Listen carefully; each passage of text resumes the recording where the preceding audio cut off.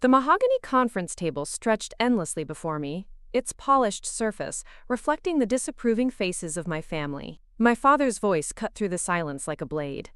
"Worthless. That's what you've always been, Sarah, and that's what you'll always be." The lawyer's pen hovered over the will, ready to divide everything between my siblings while I sat there, empty-handed and humiliated. But what my father didn't know was that tucked inside my briefcase was a contract worth $50 million, one that would change everything he thought he knew about his disappointment of a daughter. I'd love to know which corner of the globe you're watching from. And if this story speaks to you, make sure to subscribe. Tomorrow's video is one you absolutely can't miss. The morning started like any other Tuesday in downtown Chicago. I stood in my cramped studio apartment, staring at the cracked ceiling while my phone buzzed relentlessly on the nightstand.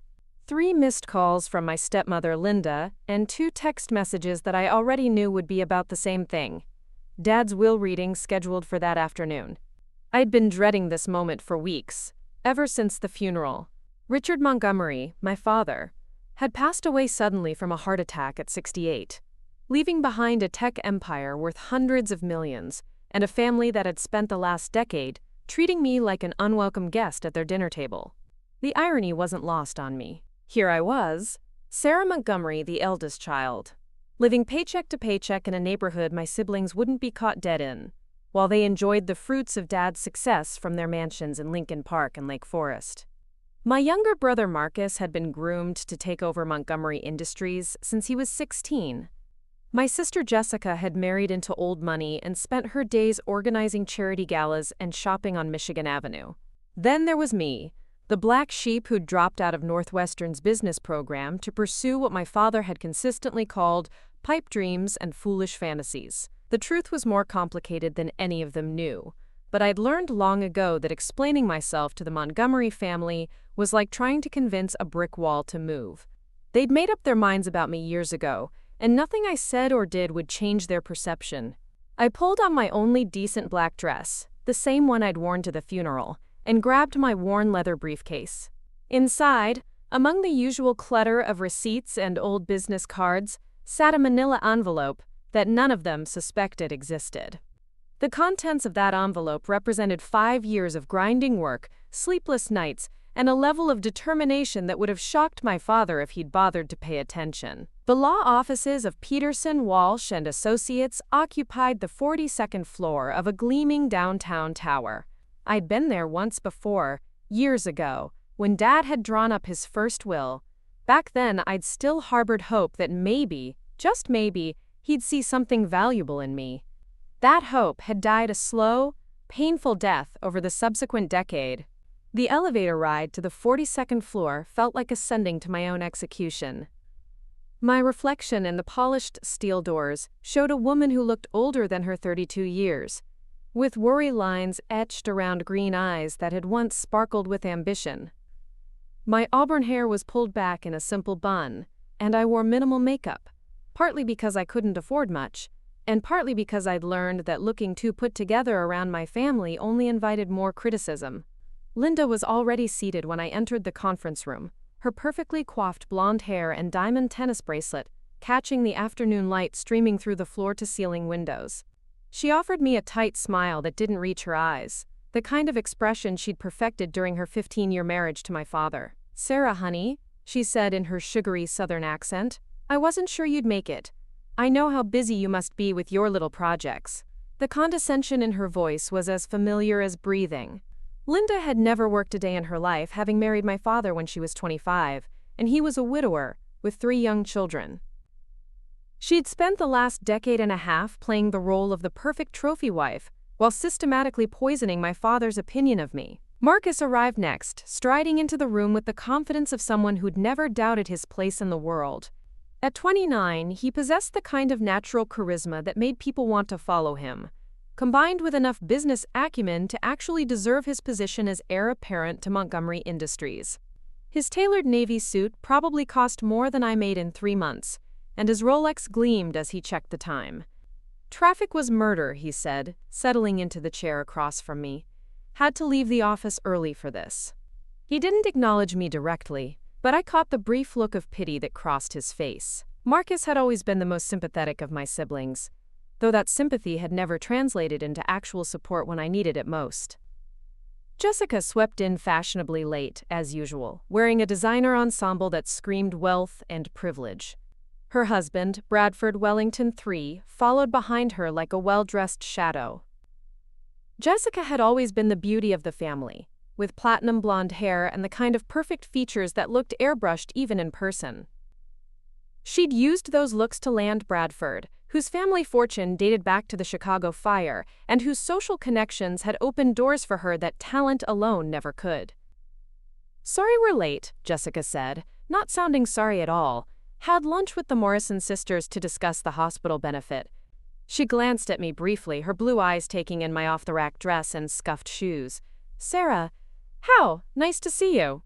The lawyer, Thomas Peterson, entered the room carrying a thick folder that represented the dismantling of my father's empire. He was a thin, nervous man in his 60s who'd been handling the Montgomery family's legal affairs for decades. I remembered him being much more imposing when I was younger, but now he just looked tired and eager to get through what promised to be an uncomfortable afternoon. "Thank you all for coming," Peterson said, settling behind his desk. "I know this is a difficult time for the family, and I'll try to make this as straightforward as possible." He opened the folder and withdrew a thick document bound in blue legal backing. My father's final will and testament, the document that would officially confirm what I'd known for years, that Richard Montgomery considered me a failure unworthy of his legacy. "Before we begin," Peterson continued, "I should mention that your father made some changes to his will approximately 6 months ago. The document we're reading today supersedes all previous versions." Linda's perfectly sculpted eyebrows rose slightly. "Changes? Richard didn't mention any changes to me. He was very specific about keeping the modifications confidential until today," Peterson explained. "He wanted to address the family together, posthumously, as it were." My stomach churned. Dad had been planning something, and given our relationship, I doubted it would be good news for me. I gripped the handle of my briefcase tighter, feeling the weight of the envelope inside. Peterson cleared his throat and began reading in the formal, stilted language that made everything sound like a pronouncement from another century. The first section covered the standard legal preliminaries, the revocation of previous wills, the appointment of executors, the payment of debts and taxes. Then came the part we were all waiting for, the distribution of assets. "To my beloved wife, Linda Montgomery, I leave our family home in Lake Forest, along with all furnishings and personal effects contained therein. I also bequeath to her the sum of $10 million, to be held in trust and administered by Peterson, Walsh & Associates, with monthly distributions of $50,000 for the remainder of her natural life." Linda's hand flew to her chest in a gesture of surprise, though I noticed she didn't seem particularly shocked by the amount. $10 million was generous, but not excessive by Montgomery standards, and the trust structure meant she'd be comfortable but not independently wealthy. "To my son, Marcus Montgomery, I leave controlling interest in Montgomery Industries, comprising 51% of all shares, along with my personal investment portfolio, valued at approximately $30 million. I also bequeath to him the family cabin in Lake Geneva, Wisconsin, and all associated property." Marcus nodded solemnly, though I could see the satisfaction in his eyes. He'd been expecting this inheritance his entire life, and now it was finally his. Montgomery Industries was worth close to $200 million, making him one of the wealthiest men in Chicago overnight. "To my daughter, Jessica Montgomery Wellington, I leave 25% of the remaining shares in Montgomery Industries, along with the sum of $15 million. I also bequeath to her my collection of rare books and manuscripts, knowing her appreciation for literary treasures." Jessica smiled graciously, accepting her windfall with the practiced ease of someone who'd never doubted her place in the family hierarchy. Combined with her husband's wealth, she'd never want for anything. Peterson paused, looking directly at me for the first time since beginning the reading.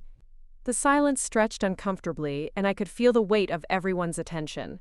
"And finally," Peterson continued, his voice taking on a different tone, "to my eldest daughter, Sarah Montgomery, I leave the sum of $1 along with this message. which your father specifically requested, I read aloud. My heart sank into my stomach. $1. After 32 years of being his daughter, of trying desperately to earn his approval, of fighting for any scrap of recognition or love, he'd left me $1. Peterson unfolded a separate piece of paper, and I recognized my father's precise handwriting even from across the room. His voice seemed to echo from beyond the grave, as Peterson read. Sarah, you have spent your entire adult life pursuing foolish dreams and refusing to accept reality. You dropped out of college against my wishes, rejected every opportunity I offered you in my company, and consistently chosen failure over success. You have shown no aptitude for business, no understanding of responsibility, and no respect for the family name. You are, and have always been, worthless to this family and to me. I leave you $1 because you have earned nothing more, and I hope that perhaps poverty will finally teach you the lessons that privilege could not. The words hit me like physical blows. I'd expected to be largely cut out of the will, but the cruelty of his final message was breathtaking. Around the table, my family members shifted uncomfortably, though none of them moved to comfort me or speak in my defense. Linda actually had the audacity to look pleased. Well, she said, her voice dripping with false sympathy, I suppose that settles things. Marcus cleared his throat. Sarah, I want you to know that as the new head of Montgomery Industries, I'm prepared to offer you a position. Nothing senior, of course, but perhaps something in customer service or data entry. A lot of love and effort went into bringing this story to life. If you're enjoying it, we'd be so grateful if you'd subscribe to our channel. Now, back to where we left off. The pity in his voice was almost worse than Dad's posthumous cruelty. He was offering me charity, a minimum wage job at the company I'd grown up expecting to inherit alongside my siblings. Jessica nodded approvingly. That's very generous of you, Marcus. Though I do think Sarah would need to commit to a more professional appearance if she's going to represent the company in any capacity. They were talking about me like I wasn't even there, planning my future as if I were a charity case they needed to manage. The little girl inside me who'd always desperately wanted their approval was dying a final death, replaced by something harder and more determined. I reached into my briefcase and withdrew the manila envelope. The paper crackled as I opened it, and suddenly all eyes were on me again. Inside were 2 documents, a letter of intent from Hartwell & Associates, one of the most prestigious tech consulting firms in the country, and a contract that would make everything else in this room irrelevant. Before anyone makes any more plans for my future, I said, my voice steady despite the earthquake happening in my chest, I think you should know about this. I pulled out the first document and placed it on the conference table where everyone could see it. The Hartwell & Associates letterhead was unmistakable and the opening line was clearly visible. Dear Ms. Montgomery, we are pleased to confirm our acquisition of your proprietary software platform. The room fell silent. Peterson leaned forward, his legal instincts kicking in. Sarah, what is this? This, I said, savoring the moment, is a $50 million acquisition offer for the software platform I've been developing for the past 5 years. The same foolish dreams that Dad just finished calling worthless. Linda's face went pale. 50 million? That's impossible. You live in that tiny apartment. You drive that awful car. The same car I've been driving since college, I agreed. Because every spare penny I've earned has gone into developing this platform. While you all assumed I was failing, I was building something that's about to revolutionize how small businesses manage their operations. Marcus was staring at the document like it might disappear if he looked away. Sarah, this can't be real. If you had something worth $50 million, why didn't you ever mention it? The question hung in the air, and I realized that this was the moment I'd been unconsciously preparing for my entire adult life. The moment when I could finally tell them exactly what I thought of their treatment, their assumptions, their complete failure to see me as anything more than a disappointment. Because, I said, standing up and gathering my things, I learned a long time ago that this family isn't interested in who I actually am or what I'm capable of. You made up your minds about me years ago, and nothing I could have said or done would have changed that. I slipped the contract back into my briefcase, leaving the letter of intent on the table like a calling card. The acquisition closes next month. I'll be moving to Silicon Valley to oversee the integration and serve as Chief Technology Officer for the new division. Peterson was frantically scribbling notes. Sarah, if you don't mind my asking, what exactly does this software platform do? It's a comprehensive business management system designed specifically for small and medium-sized enterprises, I explained. It handles everything from inventory management to customer relations to financial forecasting, all integrated into a single, user-friendly interface. We've been beta testing with over 500 companies across the Midwest, and the results have been extraordinary. But how did you? Linda started, then stopped, apparently unable to formulate a coherent question. How did I develop something worth $50 million while living like I was broke? I finished for her. Simple. I lived like I was broke because I was broke. Every dollar I earned went into the platform. I taught myself programming, hired freelance developers when I could afford it, and basically worked 18-hour days for 5 years straight. The irony was perfect. While my family had been pitying me for my failures, I'd been building something that would make me wealthier than any of them had ever imagined. The worthless daughter had created more value than Dad's entire industrial empire. I should mention, I added, turning toward the door, that Hartwell and Associates has also offered me a position on their board of directors. Something about wanting to tap into my, quote, innovative vision for the future of business technology. Jessica's mouth was hanging open. Sarah, wait, this changes everything. We're family, and family should stick together. Family, I repeated, tasting the word. Yes, I heard a lot about family today. I heard about how worthless I am, how I've always been a disappointment, how I've never shown any aptitude for business. I heard about customer service jobs and data entry positions. What I didn't hear was any recognition that maybe, just maybe, you all might have been wrong about me. I walked toward the door, then paused and turned back. Oh, and Marcus? When you take over Montgomery Industries, you might want to look into small business management software. I hear it's going to be a big market. The silence followed me out of the conference room and into the elevator. As the doors closed, I caught a glimpse of my family's faces, shocked, confused, and for the first time in my life, looking at me with something that might have been respect. The elevator descended toward the lobby, carrying me away from the wreckage of my old life and toward something entirely new. In my briefcase, the contract represented more than just money. It was validation, vindication, and the final proof that Richard Montgomery had been wrong about his eldest daughter. The girl who desperately wanted his approval was gone, replaced by a woman who no longer needed it, and that, I realized, was worth more than $50 million, though the $50 million wasn't going to hurt either.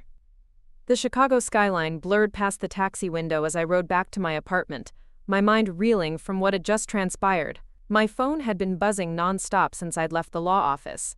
17 missed calls from Marcus, 12 from Jessica, and surprisingly, 3 from Linda. I ignored them all. For the first time in my adult life, I held all the cards, and I wasn't about to let anyone else dictate the terms of this conversation.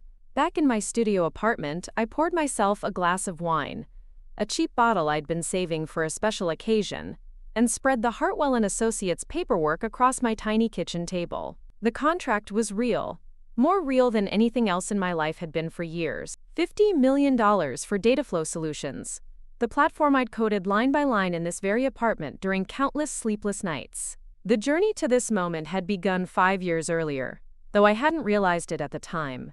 I'd been working as a bookkeeper for a small manufacturing company in Cicero, barely making ends meet after my father had cut off my trust fund following my decision to leave Northwestern. The owner, Maria Santos, had been struggling with 3 different software systems that didn't communicate with each other, one for inventory, another for customer management, and a third for accounting.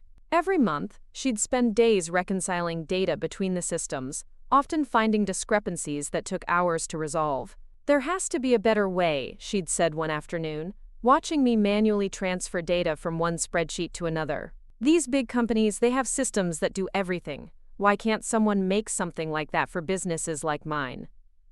That conversation had planted a seed. I had started researching enterprise software solutions. only to discover that most were prohibitively expensive for small businesses or so complex that they required dedicated IT staff to maintain. The market was dominated by giants like Oracle and SAP, whose solutions cost hundreds of thousands of dollars and took months to implement. I'd begun sketching out ideas that night, imagining what a truly integrated business management system might look like. Something powerful enough to handle complex operations, but simple enough for a small business owner to use without extensive training. The concept consumed me, and I'd found myself staying up until 3 in the morning, mapping out user interfaces and database structures on napkins and scraps of paper. The real breakthrough had come 6 months later, when I'd met Dr. Elena Vasquez at a tech meetup in River North. Elena was a computer science professor at University of Illinois Chicago who'd been working on machine learning algorithms for predictive analytics. She'd been looking for practical applications for her research, and I'd been looking for someone who could help me build the sophisticated back-end systems I'd envisioned. "What you're describing," she'd said over coffee at a Lincoln Park cafe, "it's not just software. It's artificial intelligence applied to business operations. The system would need to learn from user behavior, predict inventory needs, identify potential customer churn, optimize pricing strategies. You're talking about creating a digital business consultant." Elena had agreed to collaborate in exchange for a small equity stake, and together we'd started building what would eventually become Dataflow Solutions. The early days had been brutal.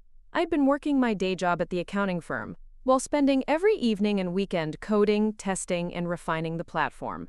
Elena would come over after her classes, and we'd work until dawn, fueled by coffee and the shared belief that we were creating something revolutionary.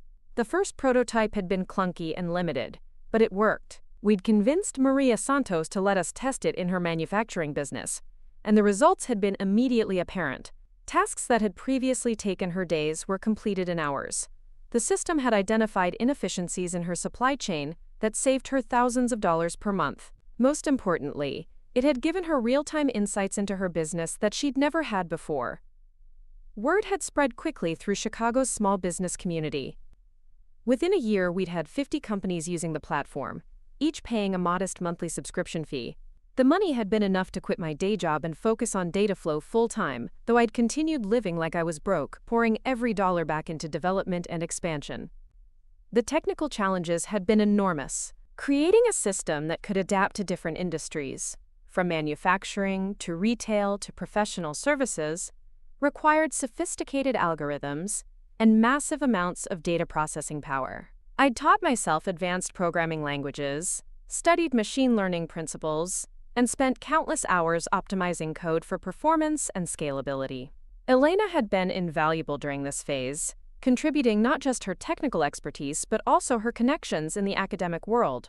She'd introduced me to graduate students who'd worked on the platform in exchange for research opportunities, and she'd helped me navigate the complex world of intellectual property protection and patent applications.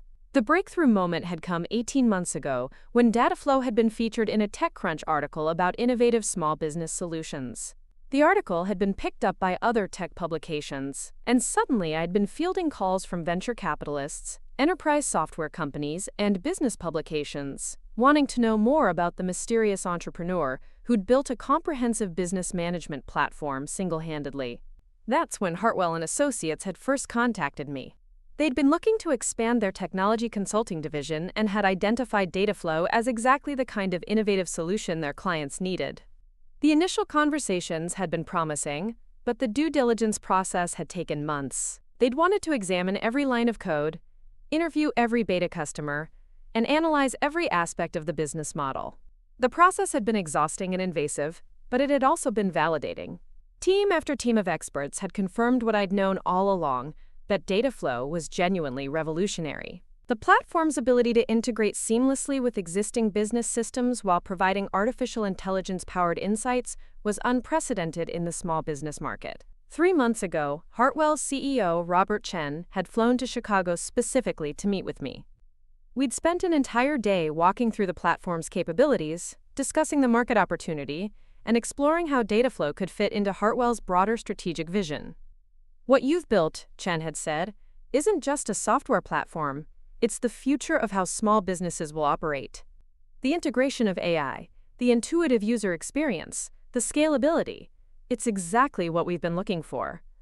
The negotiation process had been intense. Hartwell's initial offer had been $35 million, which I'd rejected.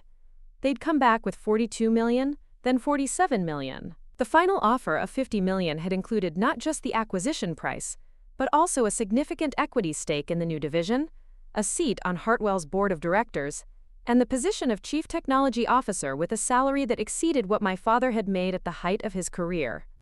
Elena would receive $10 million for her equity stake, enough to fund her research lab at UIC for decades. The beta customers who'd helped us refine the platform would receive credits and preferred pricing when Hartwell rolled out the enhanced version. Everyone who'd believed in data flow would be rewarded for their faith. My phone buzzed again. Marcus calling for the 18th time. I finally answered. "Sarah, thank God," he said. His voice strained. "We need to talk. What happened at the lawyer's office? I had no idea about your software company, none of us did." "That's because none of you ever bothered to ask what I was actually doing with my life," I replied, surprising myself with how calm I sounded.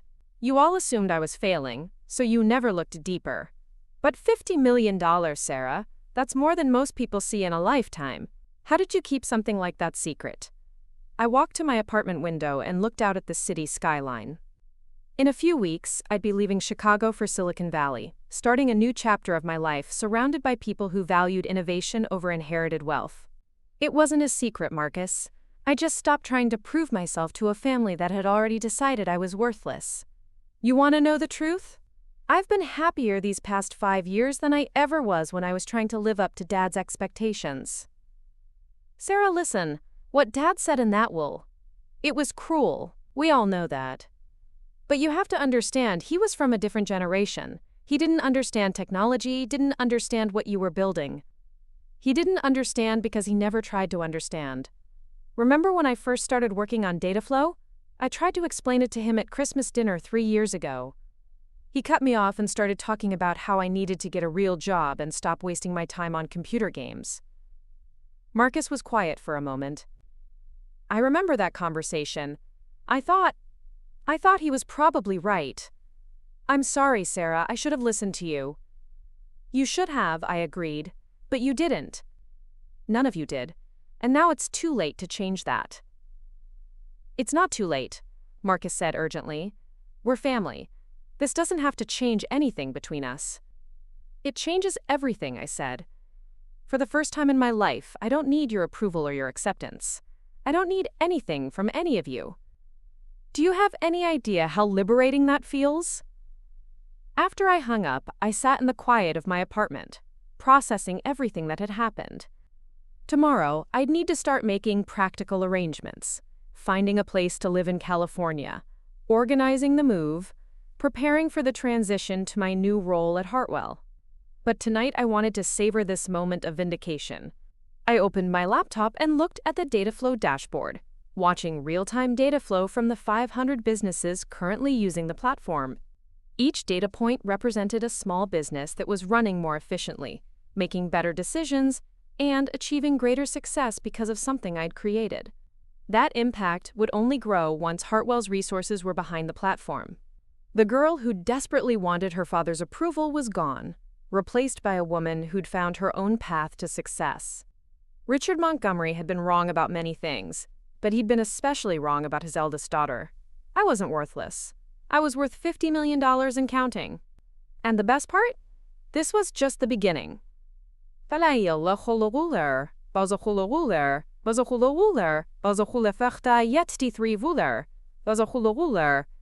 next morning brought unexpected visitors. I was barely awake, still in my pajamas with coffee brewing, when someone knocked on my apartment door. Through the peephole, I saw Jessica and Linda standing in my hallway, both looking distinctly uncomfortable in their designer outfits, against the backdrop of my modest building. "Sarah, we need to talk," Jessica said when I opened the door, her voice carrying none of yesterday's condescension. "May we come in?" I stepped aside, watching them take in my sparse living space with new eyes. Yesterday, they'd seen poverty and failure. Today, they were seeing the headquarters of a $50 million empire, and the cognitive dissonance was written across their faces. Linda perched delicately on the edge of my secondhand couch, clearly afraid to fully commit to sitting down. Sarah, honey, I think there's been a terrible misunderstanding. Your father never meant for things to end this way. Really? I poured myself coffee, deliberately not offering them any, because his message seemed pretty clear. I believe his exact words were that I was worthless and had earned nothing more than $1. Jessica winced. He was angry, Sarah. He'd been under enormous stress with the business, and you know how he got when he was overwhelmed. He said things he didn't mean. For 32 years? I asked, settling into my desk chair, because that's how long he'd been telling me I was a disappointment.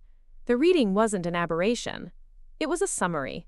Linda's perfectly manicured fingers twisted her wedding ring. But if we'd known about your success, about this software company, you would have what? Treated me differently? Pretended to respect me? I shook my head. That's exactly the problem. Your opinion of me was never based on who I actually was or what I was capable of. It was based on external markers.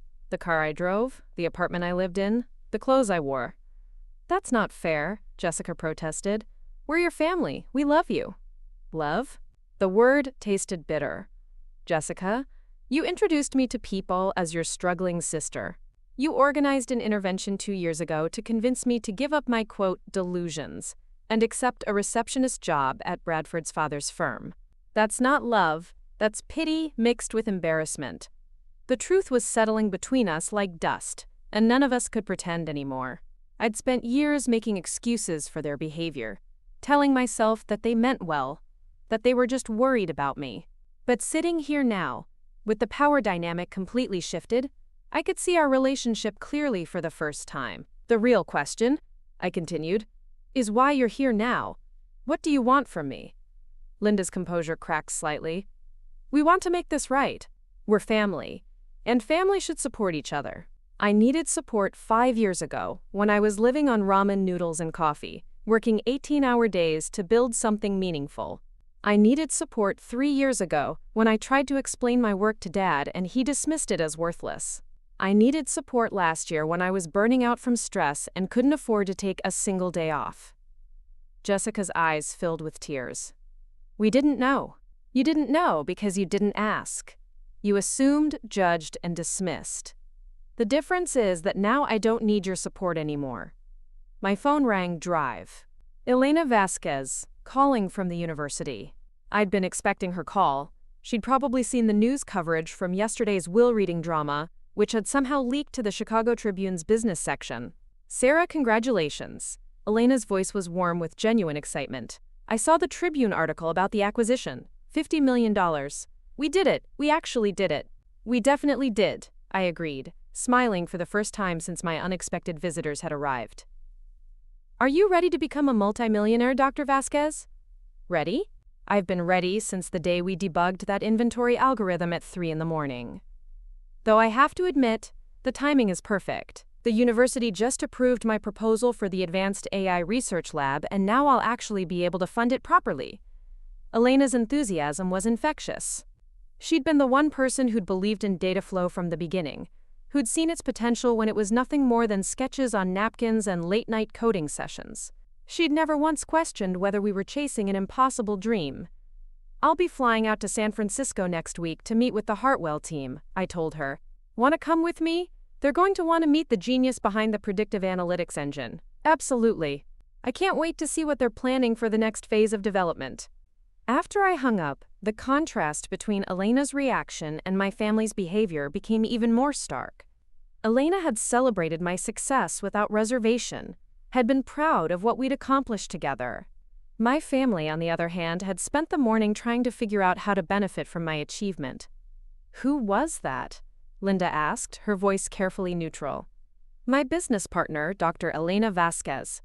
She's a computer science professor at UIC who helped me develop the AI components of data flow.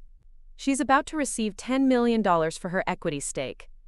Jessica's eyes widened. 10 million? But she's just a professor. She's not just anything, I said sharply. She's one of the most brilliant minds in machine learning research. Without her contributions, Dataflow would still be a collection of basic business tools, instead of a revolutionary platform that can predict market trends and optimize operations in real time. The morning continued with more unexpected revelations. Marcus arrived around 11, looking haggard and carrying a stack of Montgomery Industries financial reports. He'd clearly been up all night, and his usually perfect appearance was disheveled. "Sarah, I need to ask you something," he said, barely acknowledging Linda and Jessica. "Yesterday, you mentioned that we should look into small business management software. Did you mean that as advice, or?" "I meant it as a reality check," I replied. "Montgomery Industries has been profitable because you've focused on large-scale industrial clients. But that market is consolidating, and your biggest competitors are starting to offer integrated software solutions along with their hardware." Marcus set down the reports. "That's exactly what I discovered when I went through the quarterly projections last night. 3 of our major clients have hinted that they're looking for suppliers who can provide comprehensive technology solutions, not just manufacturing equipment. And you can't compete in that space because Dad never invested in software development," I continued. "He was old school, focused on physical products and traditional business relationships. But the industry is changing." "How did you know all this?" Marcus asked.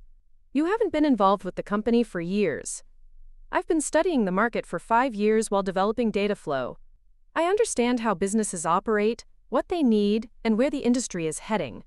That's why Hartwell wanted to acquire my platform. They recognize that the future of business is integration, automation, and artificial intelligence." Linda had been listening with growing frustration. "Sarah, this is exactly why we need to work together. You have insights that could help Montgomery Industries, and we have resources that could help you." "What resources?" I asked. "Money? I'm about to have more money than I know what to do with." "Connections? Hartwell has connections that Montgomery Industries could never match." "Credibility? I just proved that I can build a $50 million company from nothing." The truth was that I'd outgrown them in every meaningful way. The family that had once seemed so powerful and important now looked small and limited. They were still thinking in terms of Chicago business networks and traditional industry relationships, while I was about to enter a world of global technology leaders and innovative entrepreneurs. "Besides," I added, "there's something else you should know. Hartwell isn't just acquiring data flow. They're planning to use it as the foundation for a new enterprise software division. Within 2 years, we'll be competing directly with companies like Oracle and Microsoft.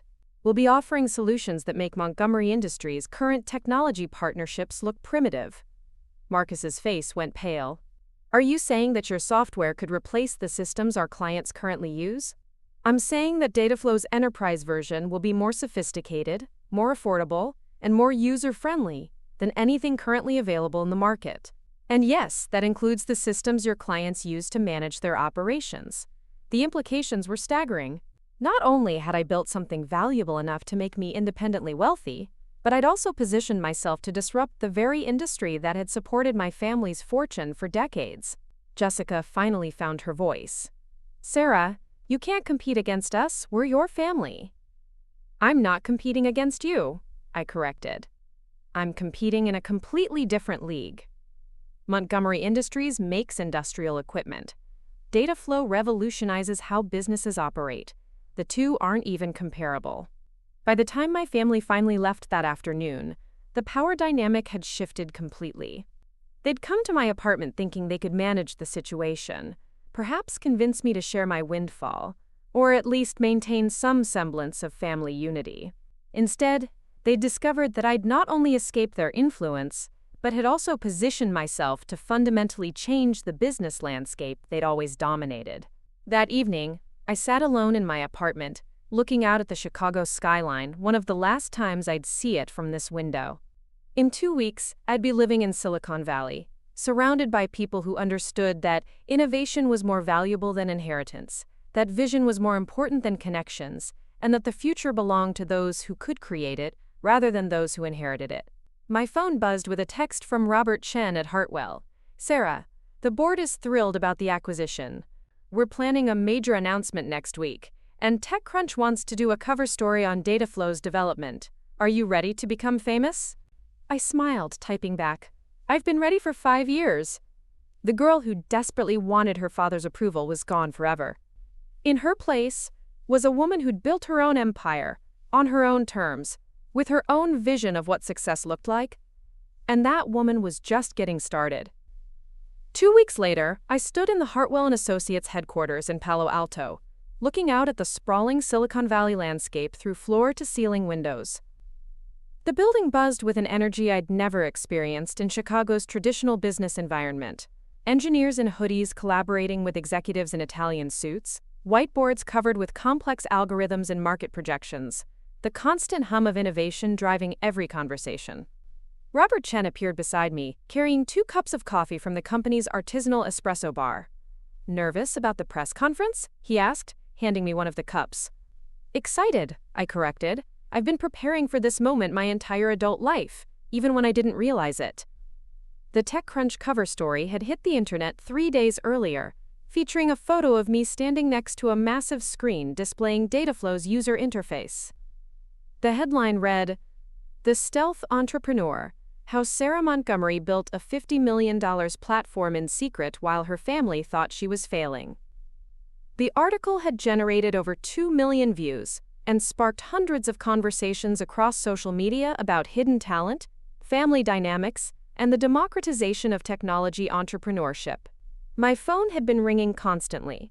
Interview requests from major publications, speaking invitations from tech conferences, and investment proposals for future ventures. The transformation from unknown software developer to Silicon Valley sensation had happened with dizzying speed. The acquisition announcement generated significant interest from our enterprise clients, Chen continued. "We've had inquiries from Fortune 500 companies asking about custom implementations of Dataflow's AI capabilities. The platform you built for small businesses is scalable enough to handle massive corporate operations." I nodded, watching Elena across the office as she explained machine learning principles to a group of Hartwell's senior developers. She'd taken a sabbatical from UIC to serve as Dataflow's chief AI officer, and her expertise was already driving innovations I'd never imagined possible. "There's something else we should discuss," Chen said, his tone becoming more serious. "We've received an interesting proposition from Montgomery Industries. Your brother Marcus has requested a meeting to explore potential partnerships." The irony was almost too perfect. 3 weeks after my father had declared me worthless, his company was seeking partnerships with the business I'd built in secret. Marcus had clearly recognized the threat Dataflow posed to Montgomery Industries' traditional business model and was trying to get ahead of the disruption. "What kind of partnership?" I asked. "Integration of Dataflow's capabilities into Montgomery's industrial equipment. Smart manufacturing solutions that could give their clients real-time operational insights. It's actually a brilliant strategy. They'd be offering comprehensive technology packages instead of just hardware." I considered the proposal carefully.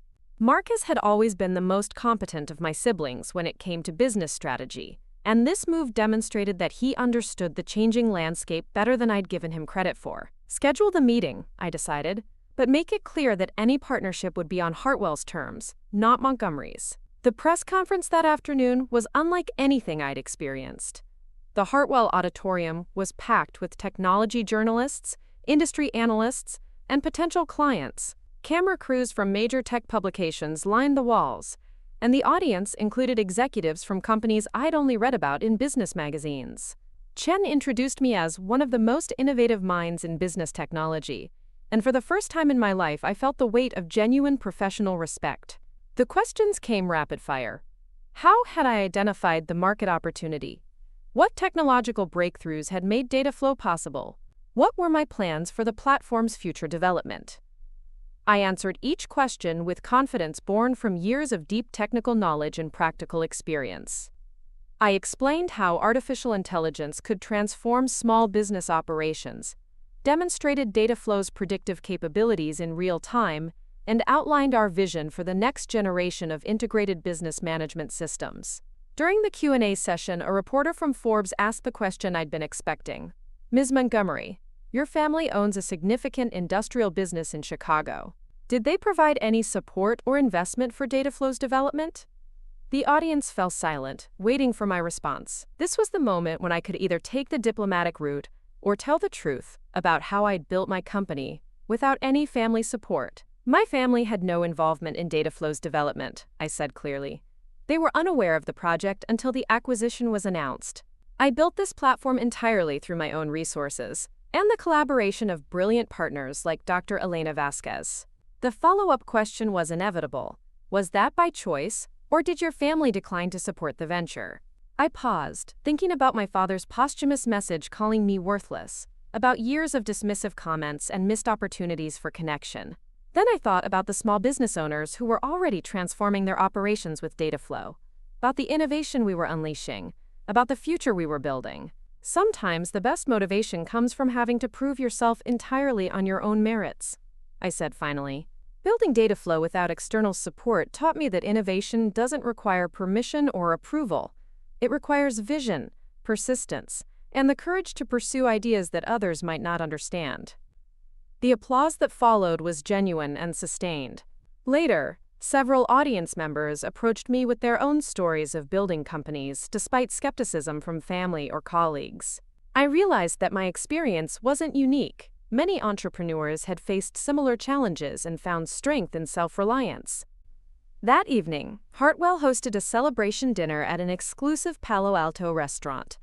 Elena and I sat at a table overlooking the valley, watching the sunset paint the mountains in shades of gold and purple. The contrast with my cramped Chicago apartment couldn't have been more dramatic.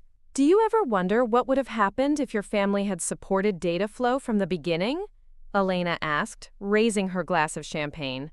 Honestly, I think it would have been a disaster, I replied. They would have tried to control the development process, influence the business model, and ultimately shape Dataflow into something that fit their traditional understanding of business. The platform we created was possible precisely because we had the freedom to innovate without interference.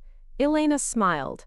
Plus, this way you get to enjoy the satisfaction of proving them completely wrong. The satisfaction isn't in proving them wrong, I said, surprising myself with the realization. It's in discovering who I actually am when I'm not trying to live up to their expectations. My phone buzzed with a text from Marcus. Sarah, congratulations on the press conference. I watched the live stream. You were brilliant.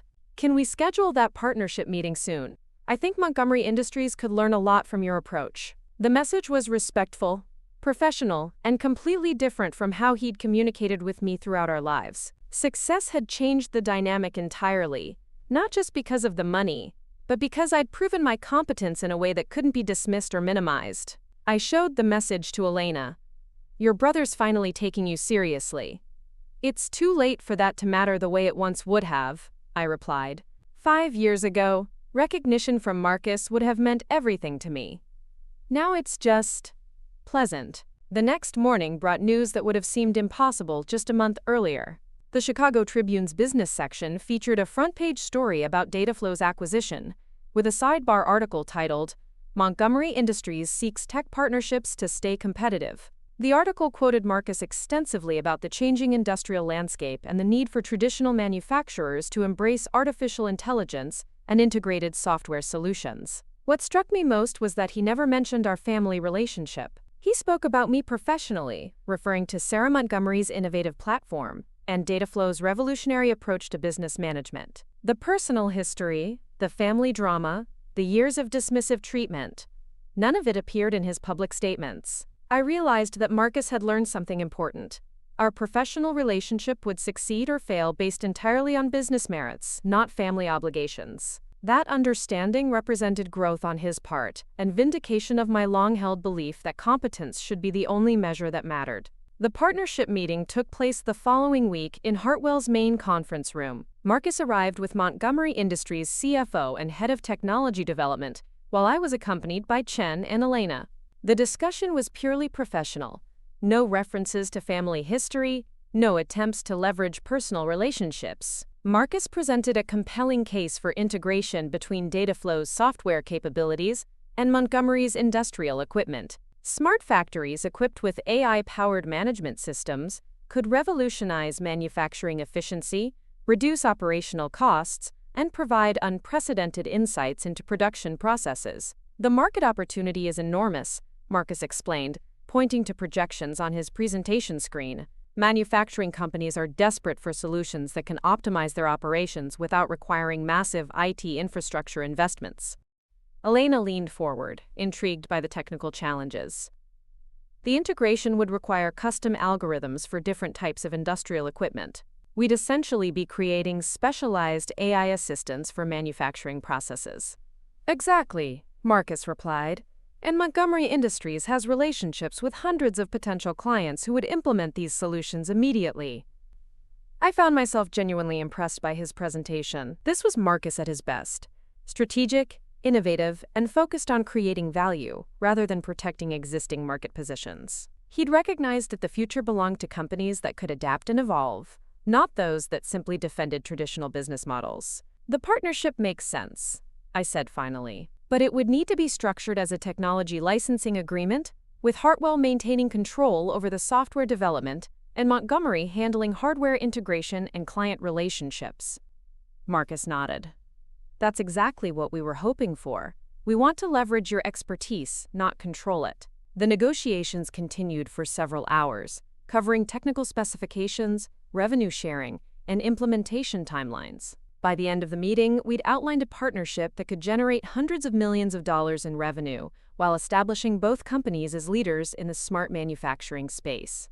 As we prepared to leave, Marcus lingered behind. Sarah, I want you to know that watching your success has been inspiring.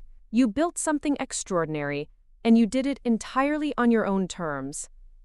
Thank you, I replied, meaning it. And Marcus? Montgomery Industries will be stronger for embracing innovation instead of fighting it. That evening, I walked along the beach in Half Moon Bay, reflecting on the journey that had brought me from my father's will reading to Silicon Valley partnership negotiations in less than a month. The waves crashed rhythmically against the shore, and the vast Pacific Ocean stretched toward the horizon, representing infinite possibilities. My phone rang, Elena calling from her hotel room. Sarah, I just got off a call with the MIT Technology Review. They want to feature data flow in their annual list of breakthrough technologies. We're going to be in the same issue as quantum computing research and space exploration innovations. The recognition felt surreal. A year ago, I'd been unknown outside Chicago's small business community. Now data flow was being discussed alongside the most cutting-edge technological developments in the world. Elena, do you realize what we've accomplished? I asked, watching the sunset paint the sky in brilliant colors. We've revolutionized how businesses operate, created millions of dollars in value, and proven that innovation can come from anywhere, she replied. But I think the most important thing we've done is shown that success doesn't require permission from anyone else. As I hung up the phone, I thought about my father's final message calling me worthless. He'd been wrong about everything.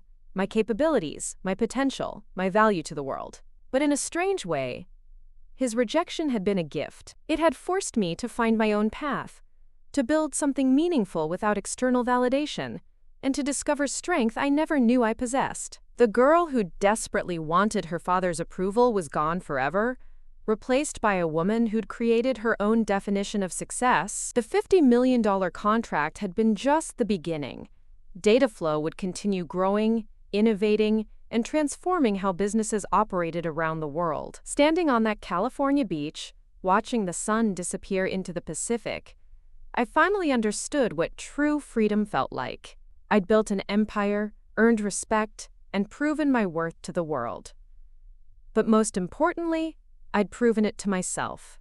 The worthless daughter had become invaluable, and the future belonged entirely to her. 6 months later, I stood before the United Nations Technology Summit in Geneva, addressing an audience of global business leaders about the democratization of artificial intelligence. Dataflow had expanded beyond my wildest projections.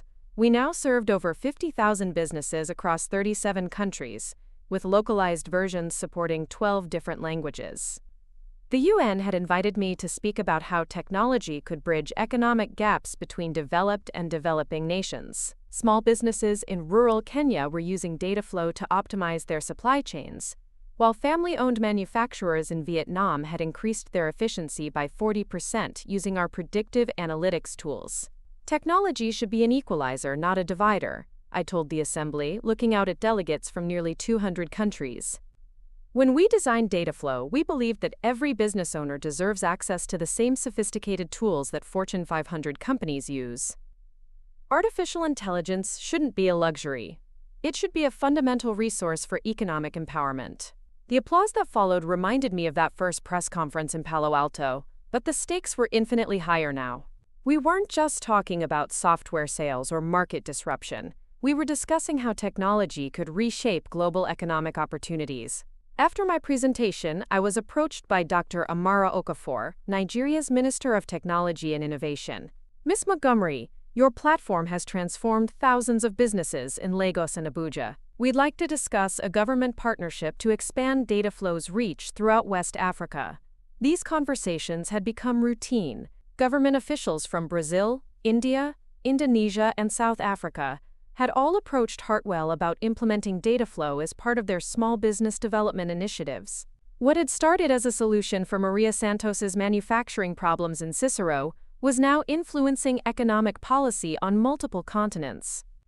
Elena joined me for dinner that evening at a restaurant overlooking Lake Geneva. She'd just returned from presenting her AI research at the European Institute of Technology, where 3 major universities had offered her department chair positions. The University of Cambridge wants me to establish an entire research center focused on ethical AI development, she said, twirling pasta around her fork. They're offering unlimited funding and complete academic freedom. Are you considering it? I asked, though I suspected I already knew her answer. I'm torn between Cambridge and staying with Dataflow, she admitted. The research opportunities in England are incredible, but what we're building at Hartwell feels like it could change the world in more immediate ways. I understood her dilemma. Elena had always been driven by intellectual curiosity, but Dataflow had given her research practical applications that were improving millions of lives. The choice between pure academic research and applied innovation wasn't easy for someone of her caliber. Whatever you decide, you'll have my complete support, I assured her. Dataflow exists because you took a chance on a crazy idea I sketched on napkins. Everything that followed is built on that foundation. My phone buzzed with an encrypted message from Robert Chen. Sarah, we need to discuss something urgent. Can you take a secure call in 30 minutes? The cryptic nature of his communication was unusual. Chen typically communicated in straightforward business language, not cloak and dagger terminology. I excused myself from dinner and found a quiet corner of the hotel lobby for the call. Sarah, I'm calling from a secure line because this conversation involves classified information, Chen began, without preamble. The Department of Defense has approached Hartwell about adapting Dataflow for military logistics applications. My heart sank. I'd always insisted that Dataflow be used exclusively for civilian business purposes, specifically to avoid any military or weapons-related applications. The thought of my platform being used to optimize battlefield operations or coordinate military strikes was antithetical to everything I believed in. Robert, you know my position on this. Dataflow was designed to help businesses thrive, not to support military operations. I understand your concerns, and I share them, Chen replied. But the Pentagon isn't talking about weapons systems. They want to use Dataflow to optimize humanitarian aid distribution, disaster relief operations, and peacekeeping mission logistics.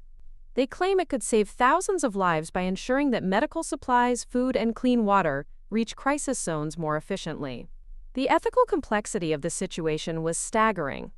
Using Dataflow to coordinate humanitarian aid aligned perfectly with my values, but any military involvement created the risk of mission creep toward more aggressive applications.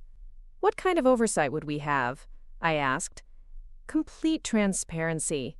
Any implementation would be subject to international humanitarian law, with mandatory reporting to the UN. We'd also have veto power over any applications that deviate from strictly humanitarian purposes. I spent the rest of the evening researching military humanitarian operations, trying to understand the genuine potential for positive impact. The data was compelling. Better logistics could indeed save thousands of lives during natural disasters, refugee crises, and public health emergencies. The next morning brought another surprise. Jessica called from Chicago, her voice unusually subdued. Sarah, I need to ask you something, and I want you to know that I'm asking as your sister, not as someone looking for business opportunities. The distinction was important. Over the past 6 months, Our family relationships had slowly evolved from the wreckage of Dad's will reading. We'd established boundaries that allowed for professional respect without pretending that our personal history hadn't been complicated. "What's going on?" I asked. "Bradford's investment firm is in trouble. They made some bad bets on cryptocurrency and traditional manufacturing stocks. They're facing potential bankruptcy, and Bradford's father is threatening to cut them off completely." I felt a familiar tug of family obligation, quickly followed by the hard-earned wisdom that I couldn't solve everyone else's problems. Jessica and Bradford had lived lavishly for years, making financial decisions based on inherited wealth rather than earned income. "I'm sorry to hear that, Jessica. How can I help?" "I'm not asking for money," she said quickly. "I'm asking for advice. You've built something from nothing, and you understand both technology and business. Could you look at their portfolio and tell us if there's any way to salvage the situation?" The request was reasonable and respectful. Jessica was acknowledging my expertise without trying to leverage family guilt or obligation. It represented growth in our relationship that I hadn't expected. "Send me their financial statements and investment records," I said. "I can't promise anything, but I'll take a look."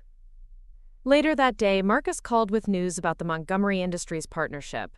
The integration of Dataflow's AI capabilities into their industrial equipment had exceeded all projections, generating over $30 million in new revenue during the first quarter alone. "Sarah, we're getting acquisition offers from major conglomerates who want access to our smart manufacturing technology," Marcus reported. General Electric offered $400 million for the entire company, specifically citing the Dataflow integration as the primary value driver. The irony was breathtaking. Dad's company, which he'd built over 40 years, was now worth exponentially more because of technology I'd developed while he was calling me worthless. The industrial empire he'd left to Marcus was thriving specifically because of innovations from the daughter he'd dismissed. "Are you planning to sell?" I asked. "That's what I wanted to discuss with you. The offers are incredible, but I've been thinking about Dad's legacy and what he would have wanted for the company." Marcus paused, and I could hear the emotional complexity in his voice. He spent his entire life building Montgomery Industries, and now it's worth more than he ever imagined because of your innovations. There's something poetic about that, isn't there? I considered his words carefully. Dad believed in building things that lasted, creating value through hard work and innovation. The fact that Montgomery Industries is thriving because it embraced new technology. I think he would have been proud of that eventually. "Even if the technology came from his worthless daughter?" Marcus asked, his voice carrying a hint of the old pain. "Especially because of that," I replied. Dad's biggest weakness was his inability to recognize talent that didn't match his preconceptions. But his greatest strength was his commitment to building something meaningful. Montgomery Industries is continuing that legacy by evolving and adapting. That evening, I sat in my Geneva hotel room, reading through Bradford's investment records while simultaneously reviewing the Pentagon's humanitarian aid proposal. The contrast between the two documents was striking. One represented the consequences of inherited privilege without earned competence, while the other offered the possibility of using technological innovation to save lives on a global scale. Bradford's portfolio was a disaster of predictable proportions. He'd invested heavily in declining industries while ignoring emerging technologies, apparently believing that old money connections could overcome market realities. The firm could potentially be saved, but it would require a complete restructuring of their investment philosophy and a willingness to admit fundamental errors in judgment. The Pentagon proposal, meanwhile, was both inspiring and terrifying. Dataflow could indeed revolutionize humanitarian aid distribution, potentially reducing response times to natural disasters by 60% and ensuring that resources reached the people who needed them most. But the risk of military mission creep remained significant. I made my decisions based on the same principles that had guided Dataflow's development: maximize positive impact while maintaining ethical integrity.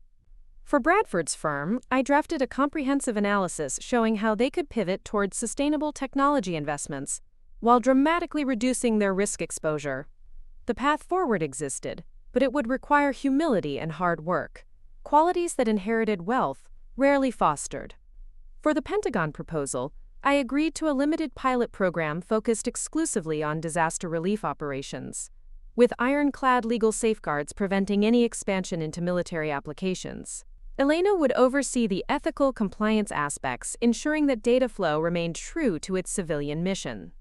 As I finalized these decisions, I realized that success had given me something more valuable than money or recognition.